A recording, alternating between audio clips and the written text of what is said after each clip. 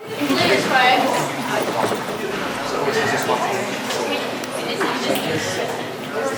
everyone! How are you today?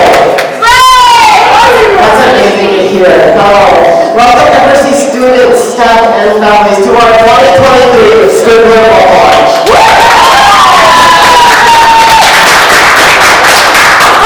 We would like to begin the night by acknowledging that we are on Treaty 1 territory, which is the traditional land of the Anishinaabe, Cree, Ojibwe Cree, Dakota, and the Dene peoples, and the homeland of the Métis Nation.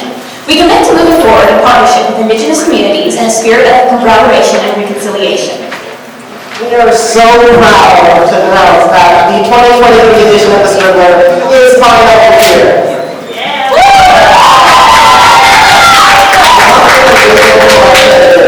We would like to give such a heartfelt thanks to all the students who submitted this year. It's because of you that this book is the incredible collection of student thought and emotion that is. Thank you so much. We would also like to thank Ms. Martin and Mr. Resnick for all the support they gave in the creation of this book. So let's get a round of applause.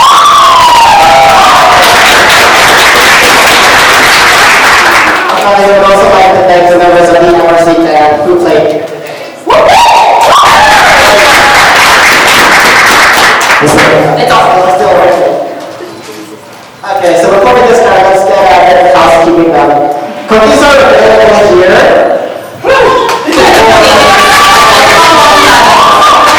They want to ask for $1.50 and $2. They're also free beverages. They're free! If you order this food, you can pick it up at the table over here. They're also for sale for $10.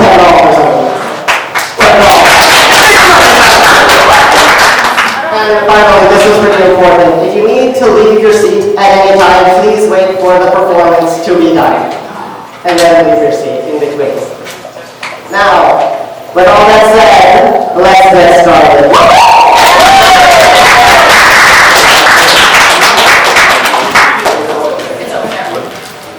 Once we get to the lineup. We are experiencing technical difficulties. Everyone stay in your seats.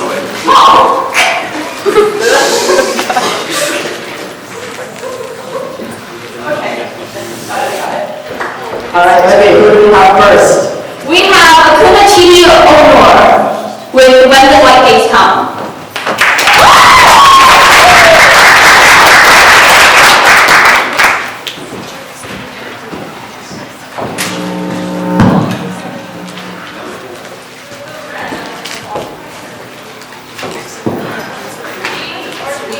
Hi.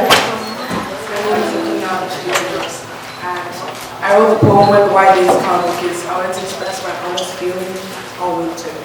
I personally think winter is a very okay season. Yeah, it's cold and there's ice everywhere.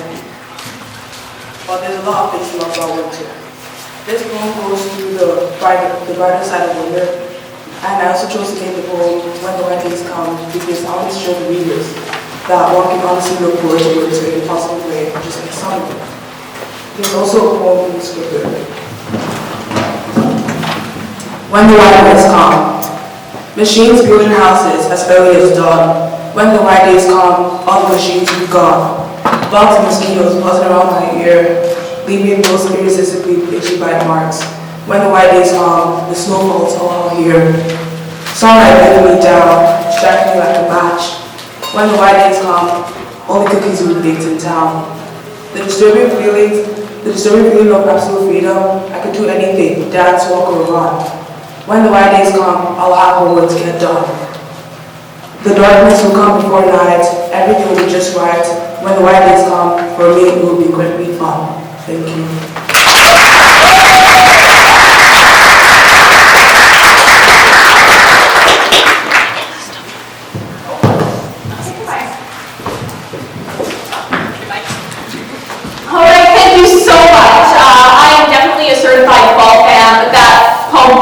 Changed my perspective on winter. Next up, we have Sophia. Sophia. Sophia!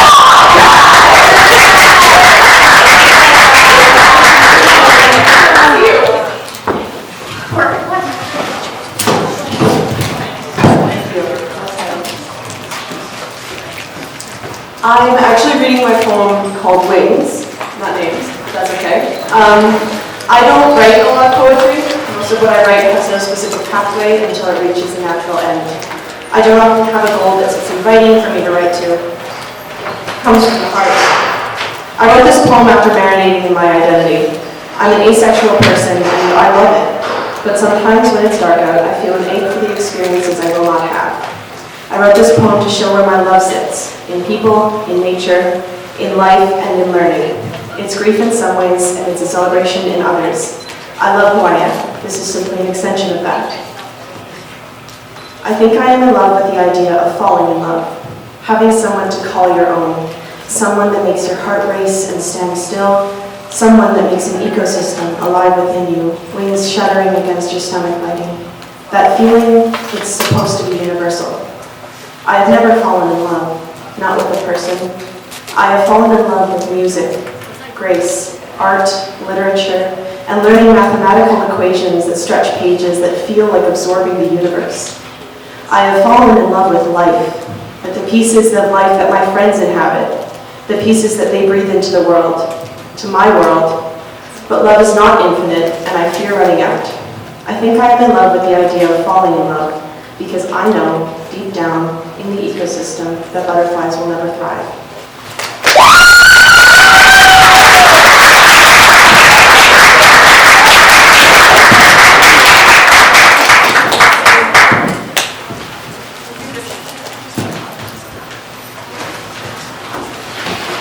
Thank you so much, Sophia, for that incredible poem.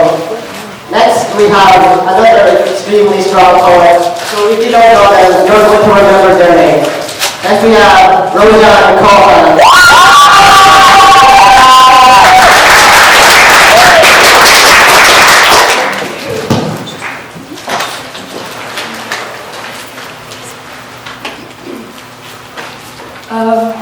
I wrote corpses as a response to the protests that have been happening in Iran because of the death of Mahsa Amini in the hands of the morality police because she wasn't dressed properly. As an Iranian, it's definitely been a very weird year, but it's also not the first time that something like this has happened, which is why I'm hoping that this time we will actually have a revolution and the people in Iran will finally be free. And I do know that censorship is common in Iran, so I saw it as kind of symbolic to use poetry as a way to express my feelings. So I'm just going to perform for you right now.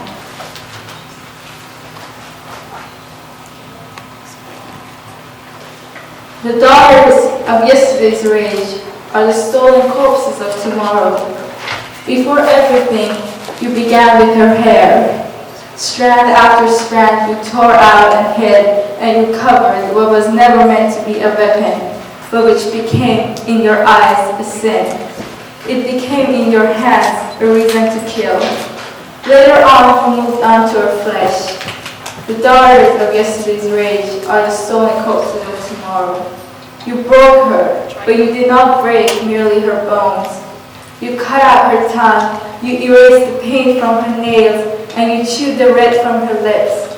You broke her, but you did not break merely her bones, and merely her soul, and merely the stone of her grave. You broke us, her siblings, her mother, her father, and you broke cities. You have shattered the complete continent, and now it is the sound of her name that leaves a bitter taste in your mouth. We've been dead for a long time, but we will not be buried without the blanket of our freedom.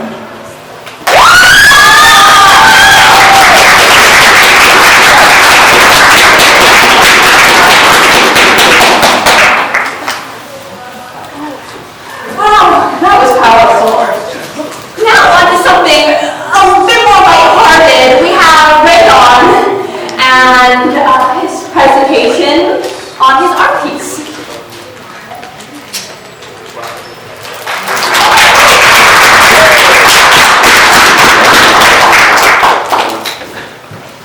Hello everyone. Just like Jeremy said, I'm Ricky, and known as Breakthrough. I'll just breakthrough. Interacting in today's all-American metamorphosis. So, start with ice piece. can be interpreted in most ways like art. And my piece represents change. Change is a force we all believe we can be impossible. Sometimes inside we don't believe that change can be easy, but sometimes it can't either. Change can be difficult and arduous road. Change is everywhere, and the more we look into it from life and ourselves, it's something from the dark depth of mystery. And to know what to become better means putting yourself into this means of what is truly that I want that leads ahead for my future. Life is unpredictable and it can bring up the negative things. But deep down in our hearts somewhere and deep down in our brains, our futures can still live on. And we can continue to live in basking in the sunlight of tomorrow with positivity. How I made this piece was with the art program of Procreate, and I started not too long, just last year. I used that and some references on Pinterest, of course. And as I sketched the form and continued to build up the structures, forming more and more into something, to a piece. It's just something that it's like my being myself, changing, ever more delving into itself. Like, for example, this barrier that's representing that, and the broken pieces that represent the possibilities that hold for us. The cold colors that represent that both things aren't the only things that can strike the eye.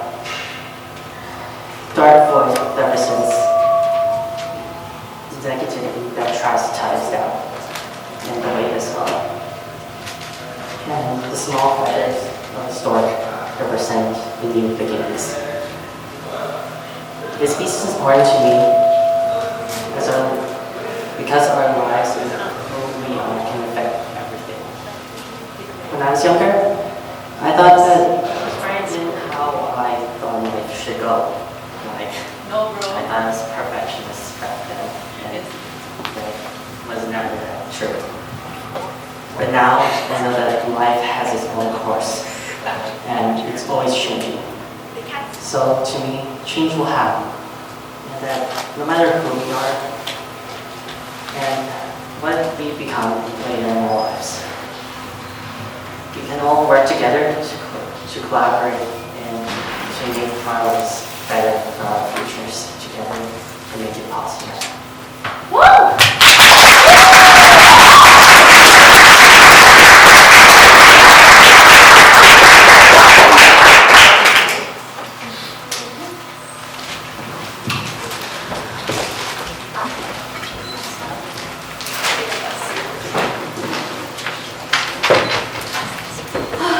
May I just say, as another student of the art program here at FRC, this is incredibly hard to do between the perspective, the proportions, and the different uses of color theory.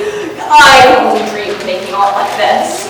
Now, we have another art piece done by one of our very own editors. It's one that is extremely heartfelt and deeply relatable to, I think, a lot of the students here at school. Without further ado, introducing Maxim!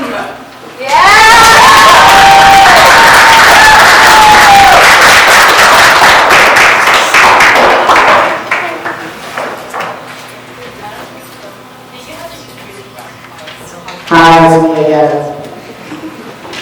So, this year's drawing I made called Summer Parents Recommended. And it's of a functioning, but as you can see, very, very weathered robot. And this drawing is a representation of a particular feeling I had at a time. And that feeling itself was a conglomeration of several other feelings and thoughts that had just built within me over time and was weathering me away increasingly mentally. This drawing represents a time I felt like a machine, and not in the good way. It represents a time I felt less than human. Good at completing my assigned tasks, good at working, sure, but ultimately inhuman. And I had a number of reasons for this. The thing is, when I look at everyone around me, everyone I met here at FRC, all I can see is something special in everyone, something to admire, something that I wish so dearly that I could say about myself. At the same time, I would look back at myself and I wouldn't see as much. I'd see someone only capable of work. And I was working quite a bit. I was in a number of very work-heavy courses, and I was in a number of clubs, and I was very happy to be doing the work that I was doing, but I just never saw it as anything unique. And at the same time, I was struggling a little bit in my social life. The thing is, my approach to social interactions at the time was very calculative. I like to compare it to chess. Before you make any move, you think about anything that can go wrong. I was so calculative. I was always watching the little variations in a person's tone of voice, the little ways their expression twitch. I was always looking for the best response. I always envied those people who are just good naturally. They can just be themselves, go with the flow, and then everyone just likes them. It's like they never need to worry about good impressions because their impressions are just good naturally. It seems like some kind of superpower. The kind of superpower people apparently manifest in 4th grade. And here was I, a teenager who hadn't figured it out yet. It just made me feel even more robotic. I felt like I'd been built a week ago. And all these feelings and thoughts, along with the word stress, began to wear away at me. I was still functioning, of course, like this robot. I still had dim lights blinking in my head. But also like this robot, there were some parts of me that were clearly not in the best condition. Though my case, it was both physically and mentally. And of course I realized this, and my parents also realized this. They were urging me to take care of myself. But I always only saw those needed fixes as just recommendations. Hence the name some repairs recommended and not some repairs very clearly, obviously required, get some help.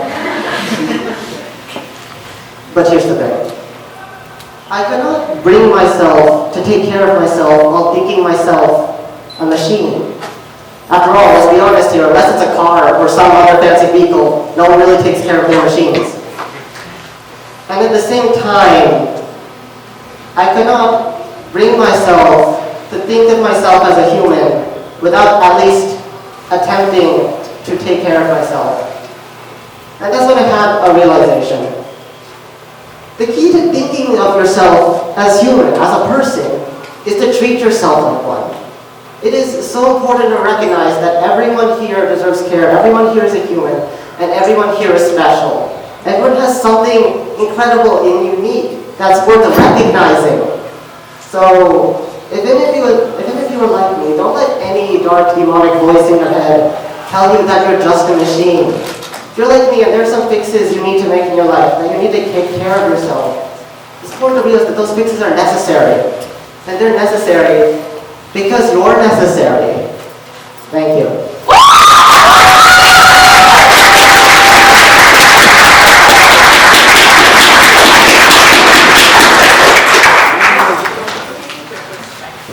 This won't be the last you see of him tonight. Consider that a warning, a threat. Okay, I will say one part that stood out to me in particular about your presentation of your piece is that you said you felt as though you were only meant to sort of work hard. But when I think about a sim, what I think of immediately is kindness. Just pure, sweet, unconditional kindness. Alright, and if you thought we were done with the heavy stuff, y'all are in for a treat. The very first submission to our book blew me away. Sometimes I'm laying in bed and I'm just thinking, and then that whole crossed my mind. I'll be like, oh yes, yes. Without further ado, please welcome Manuela Shabu. Oh, that's time. I feel really confident but also really insecure at the same time, and I'm kind of learning to realize that no one needs to be just one thing. And that's something that Solis, one of the editors, told me last year. I don't know if you ever remember, but it like always stayed with me. And love you too. And yeah, it's just about me like just dreaming and like seeing the beauty in things, and even if things aren't always easy, so. I've been painting my eyes crazy colors again, seeing things in a different light. No longer trying to change this body, at least most of the time. But my identity changes faster than time, faster than the seasons, and the reason is because I'm trying to fill up this hole inside. And maybe that's my problem. Maybe I need to realize that I'm not whole, although sometimes it feels like everyone else is. And who is this everyone anyway? Probably anyone that isn't me. Sometimes it feels like nothing is really me. Most times I don't even see myself as a person, just a sculpture to stare at like Aphrodite with my broken arms that I broke trying to carry the weight of the world, trying to mold myself into something else because the goddess of love can't always love herself. So I worry that I'm just like everyone else, nothing special, only spatial, wanting to take up space, wanting to go to space so gravity can't pull me down and make me face my mistakes. I have made many, and the problem is that I don't realize that I have. I just keep repeating them like the words in my mind as if that could solve anything, as if dyeing my hair again and again will really change the person inside. But even though I want to change, I don't want to grow up, because only children really know the secrets of the heart. Only children don't point out if your body's grown and gained any weight. So I'm growing up enough to realize that I don't need to be anybody for anyone else, not even for myself. I just need to calm down, read my palm, my arms, my hand, and see what the future has in store for me, even if I even have one. I know that I do. I will fly up high, head up in the clouds, and never come down to earth.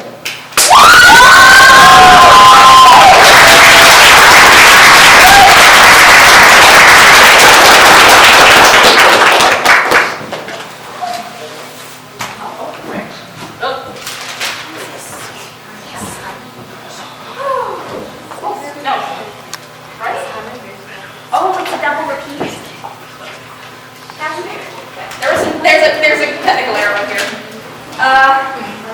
All right. You're on, yeah. Oh, sorry, I'm still blown away by these poems. Sorry. Now that's not culpable. I'm gonna make a joke. Try to understand comedy next time. All right. Next up, we have Rajan with Chosen Family.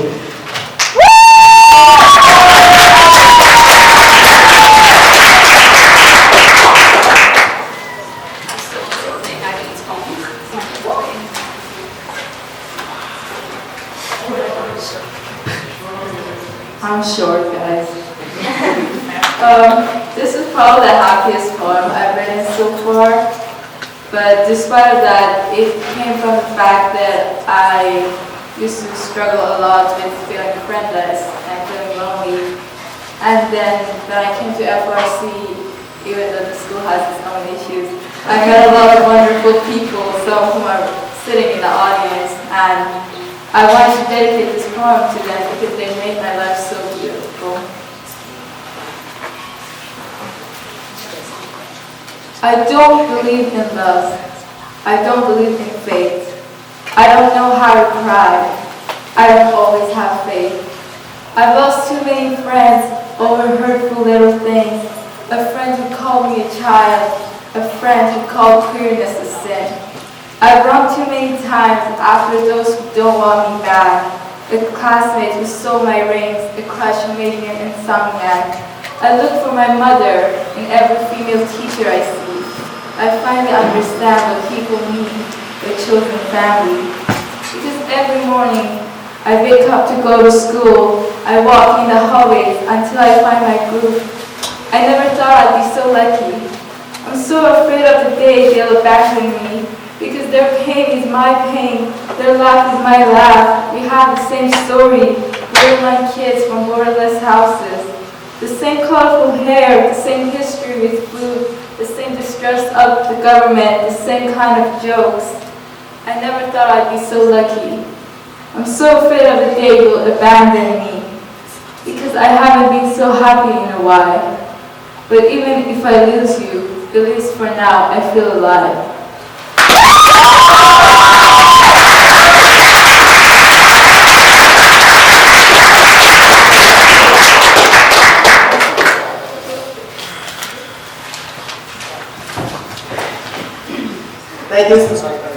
Thank you so much for a person who also struggled with rent before COVID ever. So I just want to say, you're one of the most wonderful people I've ever met.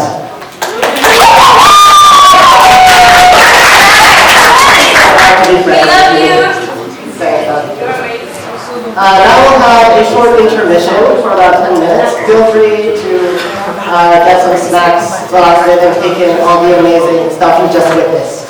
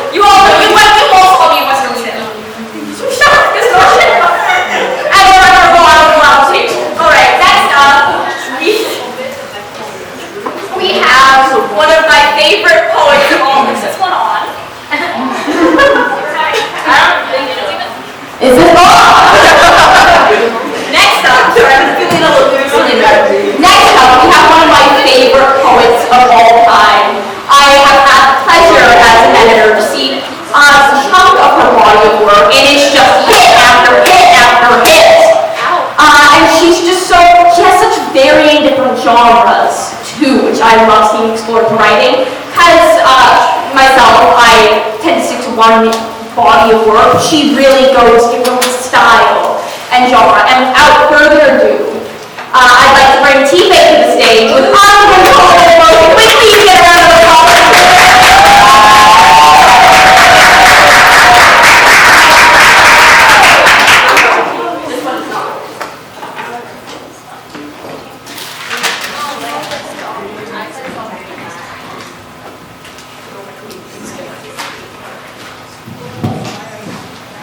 So hi everyone.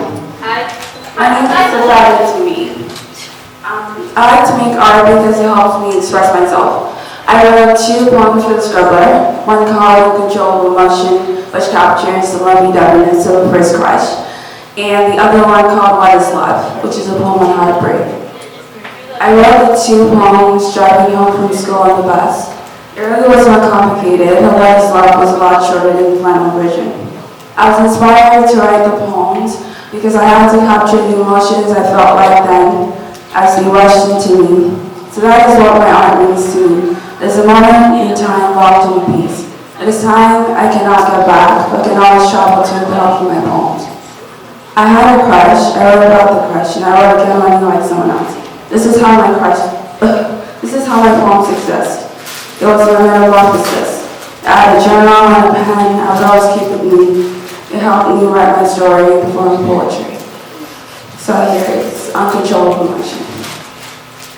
Now what is love? My sights find its ceramics, much more peaceful than death. My intents find its ceramics, what else could fill me but love? My heart is bleeding, but this is my mission. My cheek is red and flashing, but this is my vision, love. Love that is true, that listens without interruption. Love that is for me, that answers without arguing. That reaches my core, that is so very insisting. That reaches me like never before, because nothing else is more befitting. It was because of this addiction, not the liking or insisting, that we started this conversation about looking and admiring. It's not been lazy, but a sudden flash, it all became crazy, and there's nothing but ash. My heart is like it's exploding just like after a long run. My brain is still exciting, but it feels like fun. But if you have a motive that's very wrong, it would feel very explosive like I left you in the song. Our bond will feel stronger, at least in your embrace, and I will hold you longer by his seven grace. But for the future may hold about the heights of tides. You can't forever hold and hold you in the skies. I guess what the future carried, all my constant guess, is that we will be married, no one will love each other any less. Our wedding will be arranged and our union will be found. We will be engaged and hopefully forever bound. A happy new beginning, just like a setting start. A joyful and wonderful ending as we ride into the sunset. Thank you.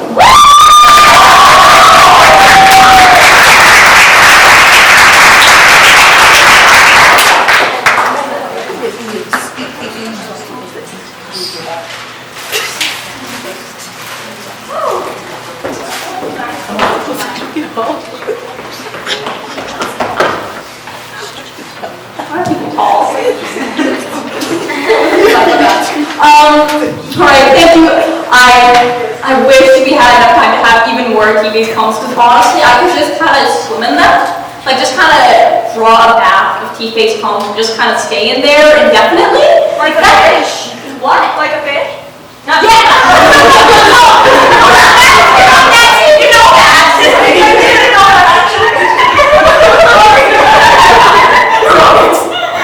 Pick the heckling on stage, quite literally, as Isha is up next. That's right. I have the pleasure of hearing, Aisha perform some T.S. Eliot before on a bus, and it was, their flow just impeccable. So without further ado, I bring Aisha's happy poem. That's why we're getting a happy poem. Like a genuinely really sweet happy poem on stage.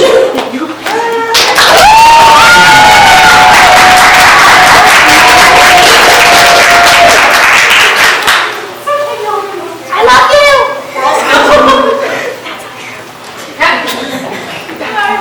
Hi, everybody. Hi. Okay. Living, you're wonderful. I'm sorry I fished at you. It's okay. It's so interesting. That was wonderful. Everything's wonderful. Okay, so, I wanted to write about beautiful things, as will be stated many times in the coming poem and is on the board behind me.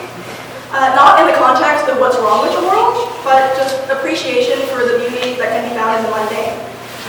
This poem is made up of experiences in the last 2.5 weeks, like things I've seen and I've done, and many lines are inspired by things people I care about have said to me.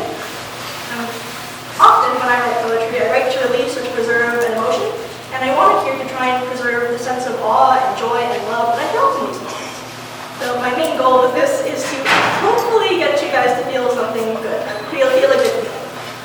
I was going to write something much heavier, also at a part of my life, and I did work towards completing one, but it just didn't sit right. So what jump-started the idea for the poem this evening was a conversation I overheard that I found to be remarkably beautiful and kind, and it occurred to me that no matter how cathartic it would be, I didn't want to write about something sad. I wanted to write about the kinds of gentle, ordinarily beautiful things that brought me joy. So I picked the clearest, most recent memories and ideas I had in my head, including that conversation, and I tried to wrap them all up into a poem. So this is that.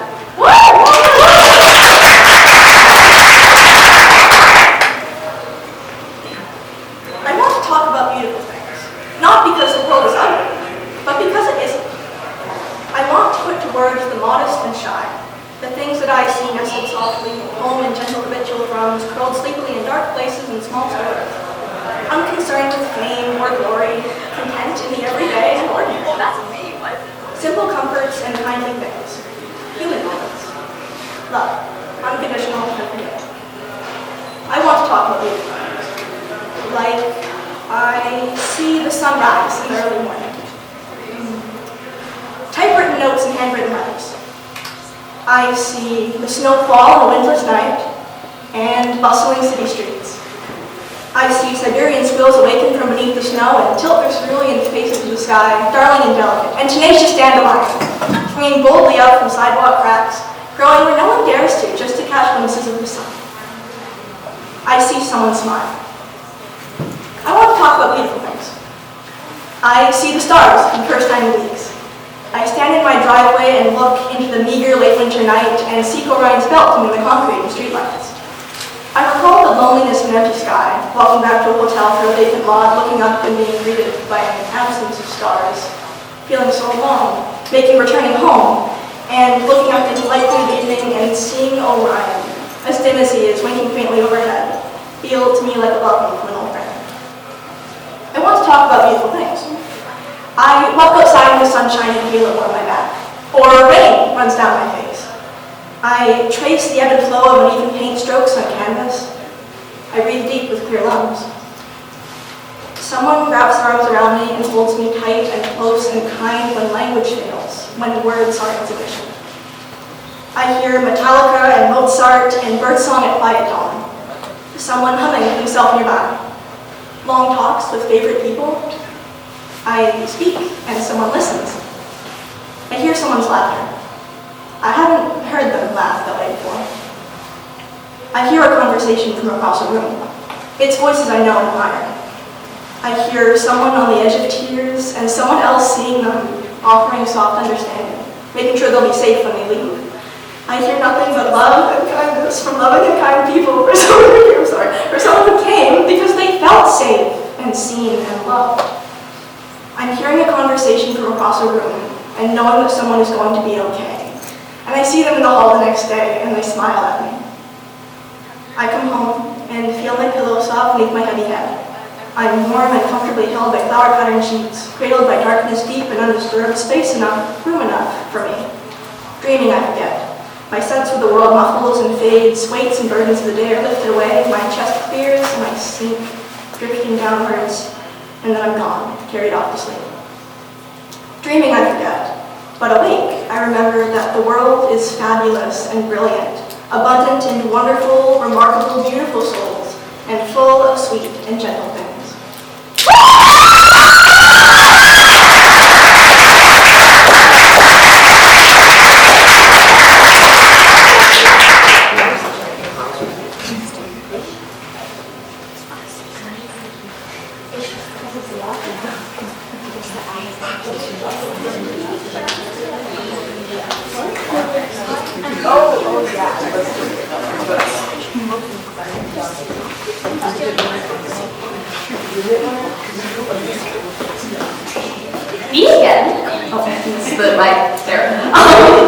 Thank you, Aisha. I'm not gonna lie, I was kind of tearing up the audience a bit.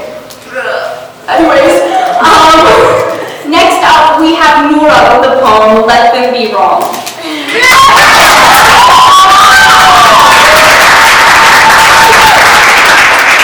I'm gay for you. I'm gay in general.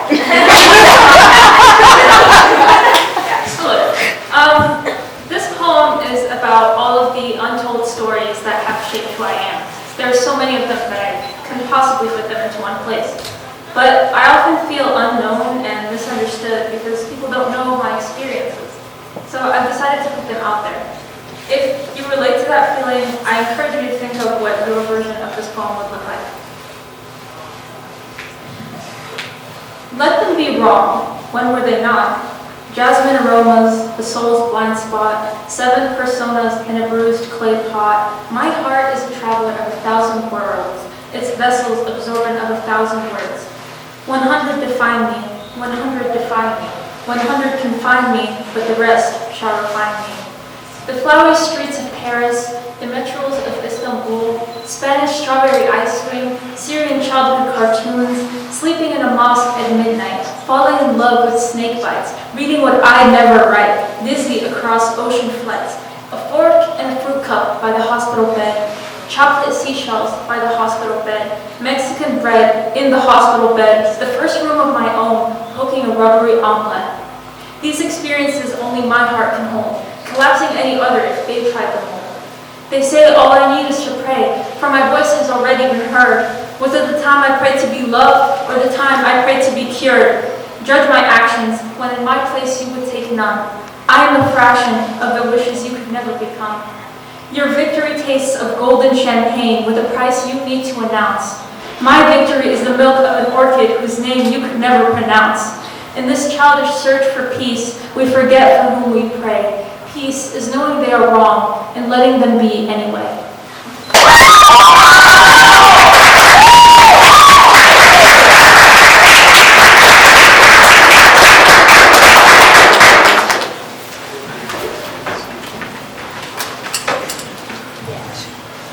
Thank you so much, for that incredible poem.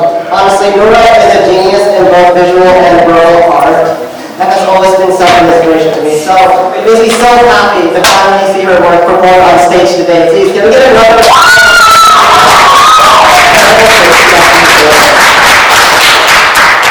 Next, we have a person I'm very happy to announce on stage led just a few minutes ago. The argument is so amazing that it makes me so happy to finally introduce them. We have Mary.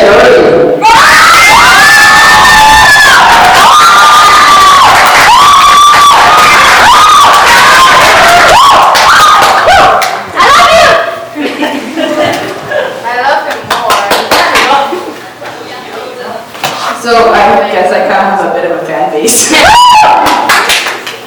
Sorry, I'm a little unprofessional throwing my phone up here, but... Me too, man. So, like everyone, I'm a person who struggles with many things. And stress and negative emotions are things that are kind of inevitable in life. But rather than dwelling on these painful things, I like to take my pen in my hand and I write, or nowadays, on my phone. When I'm at my lowest, the words, they flow like a smooth ink pen on paper.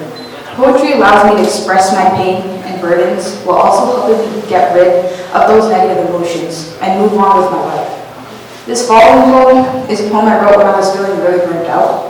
I was overwhelmed with a lot of work and I couldn't really bring myself to do any of it. My brain was screaming at my body to get up and move, but I kind of wasn't just able to. I tried to remind myself of the good things that would come if I was compelled and completed my task, but it still found no avail. I found myself ranting to a friend about how I couldn't get anything done and how stressed it was making me, and then I kind of just was like, okay, wait, I'm gonna go write that poem. And then I went back, wrote this, and the conversation carried on. The Tunnel is a poem that it quite literally wrote itself. The words formed in my mind with such a speed and ease. I hope to emulate the feeling of burnout and being so tired and unable to do anything. The feeling of searching and losing all hope, reaching out, all hope of reaching the end of a task. Overcoming burnout, while difficult, is not impossible, and through poetry and taking accountable breaks, I was successful in overcoming it. But like many people, it's not something that kind of just goes away, it keeps coming back. So without further ado, here is The Tunnel. They say those who work the hardest reap the best fruits of labor. But I've been working hard for years, and it seems as though there's no fruit to savor. Deadline after deadline, test after test, there's no end to my levels of stress. There's a force I feel lurking, putting pressure on my back, ensuring I don't stop working. Like a steaming engine on the rails, I try to brake, make no mistake. The speed causes my brakes to fail. Faster and faster, I'm driving through the dark, wheels turning so sharply, I think I see sparks. Sparks that cause deception. Or is there a light? Is that my perception? This tunnel is dark, this path is winding, but there will be an end that's blinding. Light, glowing, gleaming, attracting me, pulling, yanking. I'm almost free. It's been years now. The end isn't here. Why did I think it would be so near? The tunnel grows darker every night. I'm starting to think I won't see the light. Or maybe there was no light to begin with.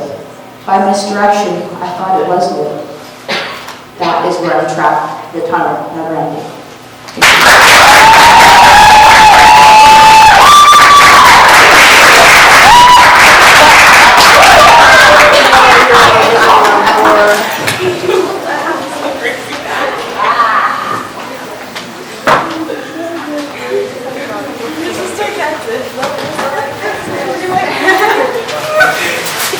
So much for your issues at this time of all.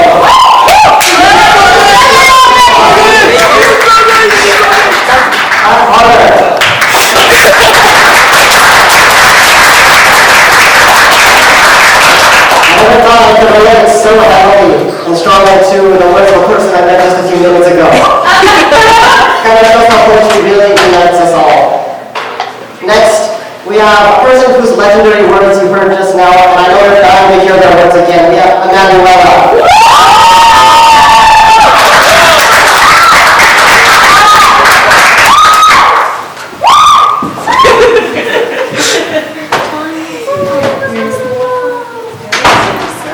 support my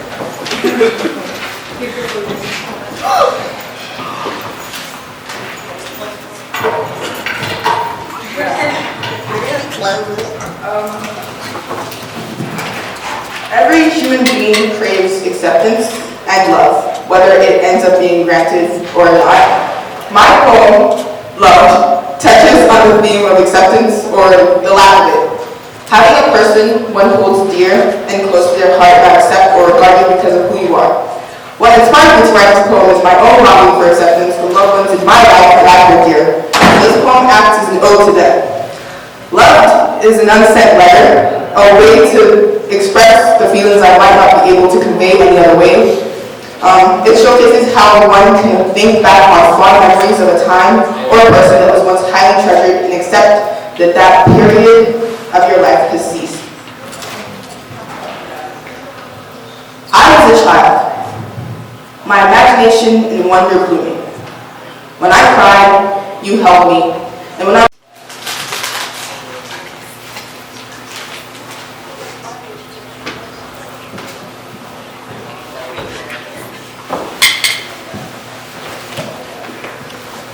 That hit far too close to home.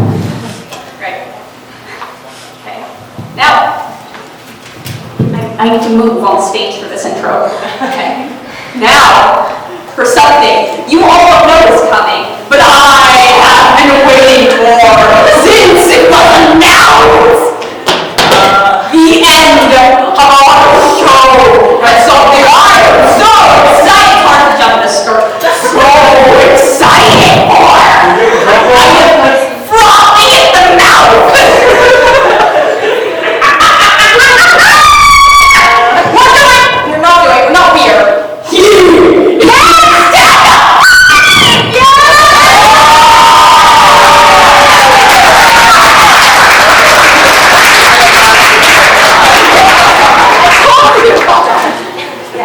Get high, all of you.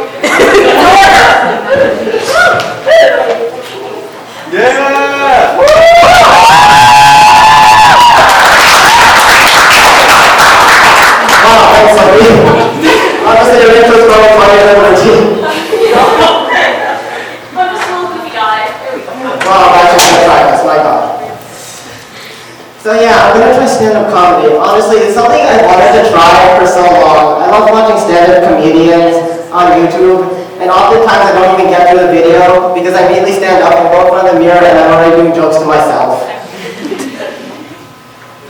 I was thinking of trying to do this at our last coffee house back in March, but I was thinking that would be my first time, and that was the mental wellness morning, and the last thing I wanted to do was turn it into the mental illness morning. So that I was just, a little bit apprehensive about doing it here today as well, so I did what I always do when I'm apprehensive about a decision. I went to some of my friends and asked, hey, I'm going to do stand-up comedy, what do y'all think? And you know what? Some laughed. Supportively, obviously. And honestly, I'm really, really grateful to all the support I get from my friends, maybe for example, thank you.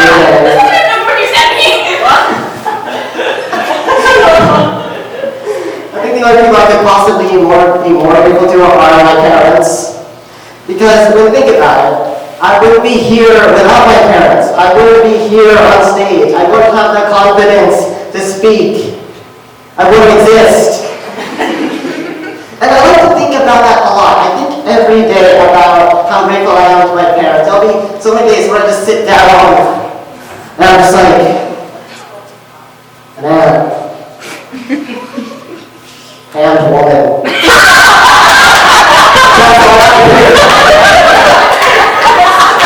I like to think about how I've been raised. And frankly, I think I've been raised pretty well. There'll be times that I just walk around and I stop for a second, and I turn to my mother and I'm like, hey mom, why'd you do that? So with their permission, because I know when to yell at home, I'm going to talk about that today. I like to think that in some ways, the way I've been raised is kind of like two countries negotiating a piece of territory. That territory being my life. I'm not kidding. My mother sometimes parents to my dad and be like, Akshay, listen up. I control this part, and you control that part. In a few years, maybe we'll give it independence. After 17 years of life, I've got some autonomy. Last summer was the absolute greatest, you will not believe. Because last summer, I finally got the privilege to experience for the first time ever in my life, on my own, going to Sobeys. I was so happy that day. After so long of begging my mother, Mom, please let me go grocery shopping. Provide for the family like our father does. She was finally like, okay, fine, go buy some fruit. I remember hopping on my bike and charging towards my local grocery store. I remember walking through the doors of the complex and standing amongst the fruit thinking, I'm here. And where's my mother? A solid 15-minute walk down the road. In a straight line. Because I live down the road from Sobeys. Never have I been so happy to buy fruit. I suppose you could say it was a fruitful experience.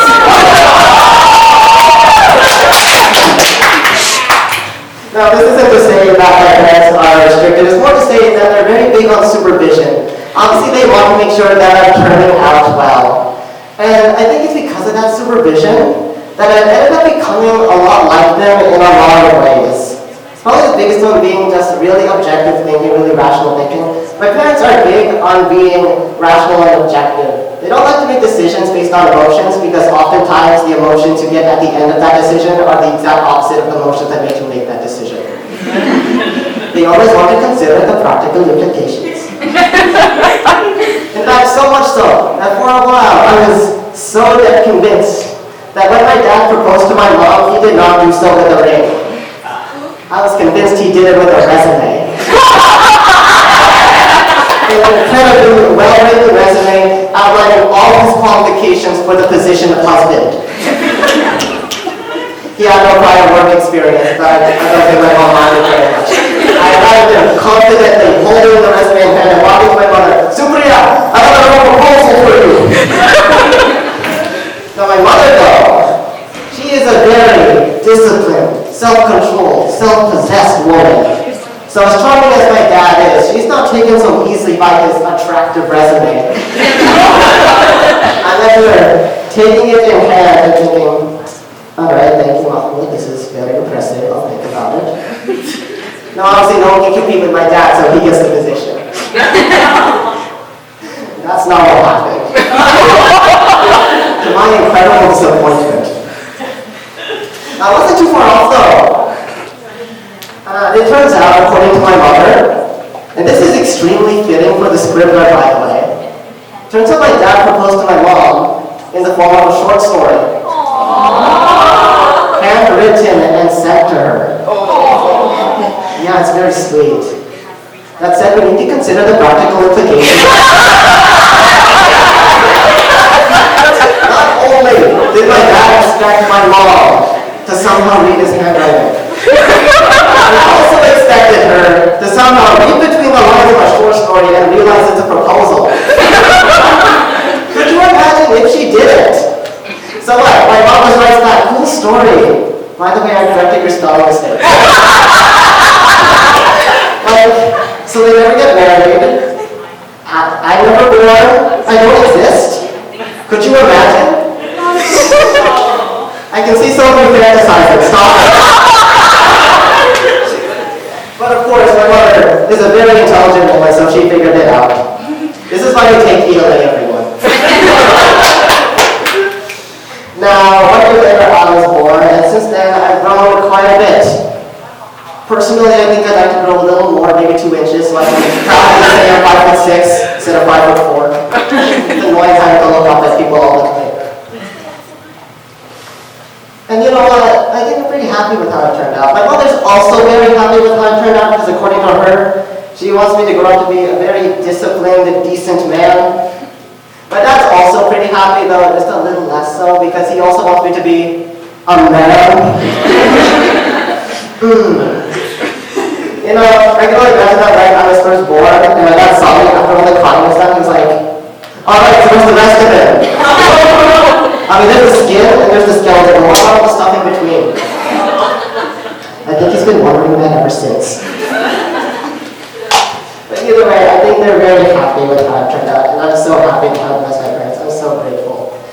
And, you know, I don't say this a lot, but I am so grateful to my parents. Because in an infinite number of ways that get increasingly literal as you go back towards the date of my birth, I just wouldn't be here without them. So I'd like to end this off by saying, thank you Mom, thank you Dad, and thank you all for listening.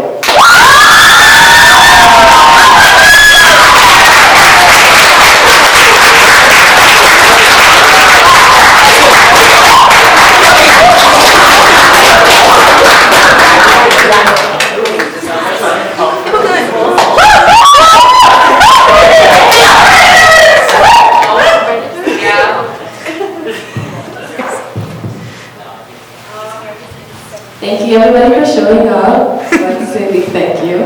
Thank you to everyone who came out to share their creative works, not just tonight, but throughout the whole year. Your works are what make the Scribbler so wonderful, no exaggeration. And we're lucky to have this kind of talent at FRC. To everyone who wanted to submit or perform and didn't or couldn't, we hope you'll be able to do so someday.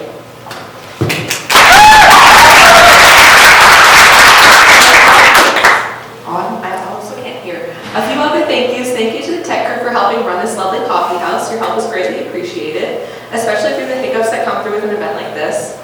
Thank you to the members of the Scribbler, anyone who came for any meetings, for your contributions, because of making a book is super difficult. Writing and making over 100 pages isn't easy, not to mention the countless things that had to be fixed and refixed throughout the process. It was a long journey, but we made it. We would also like to share another very, very important thank you to Ms. Oresnick and Ms. Martin, because they were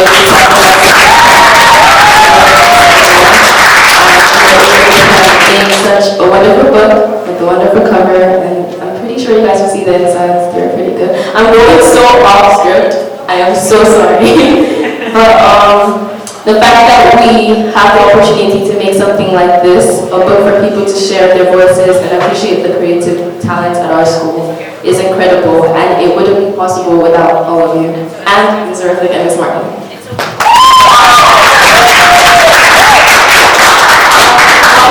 Let's give our best wishes to the graduating members of the Scribbler team. We're sad to see you go, but glad you joined us for your final year here. Good luck with future. I don't know why I'm saying this. I think we're all 3 of us are graduating. There's only one of us. There's only one of us. Plus all the other members that are staying, and like, you better stay. Lastly, but certainly not the least, thank you to everyone of our audience. Your support is what makes this club worth it. The purpose of Scribbler is to showcase the school's talents, but that would be meaningless if people didn't come out to see it. So thank you guys for coming.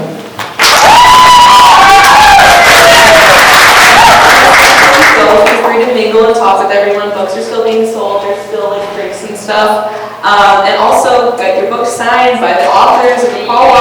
Get credit for when they're famous. Other than that, thank you so much and have a good night.